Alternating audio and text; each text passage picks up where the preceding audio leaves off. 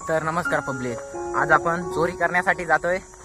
तर आज आपले सोनी ताईंनी आपल्याला सांगितले का तू कुडून पण आणि कशी पण आंबे घेऊन ये बाळानो। तर माझ्या बहिणीचं मला हे थोडंसं वेगळं वाटतंय, पण मग बहिणीने सांगलंय तर आंबे घेऊन यायचे म्हणून आपण आंबे घ्यायला आलोय। आणि आपला सुनील भाऊ म्हणजे आंब्यावर अटॅक करून राहिलाय।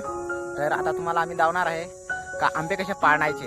जर पाडल्यानंतर मग तुम्हाला आम्ही दाखवतो की आंबे आता थोडेसे पडलेले आहेत। सुनील भाऊनी दगड मारतोय आणि आंबे खूप सारे पाडतोय। तर ही आपले तुम्ही पॅट मागं बॅग बघू शकताय, तिच्यात आपण आंबे घेणार आहे। थोडेसे जास्त नाही पण थोडेसे घेणार आहेत। तर सोनीताईंनी सांगले होते का आंबे घेऊन ये, तर आम्ही आंबे घेणार आहे।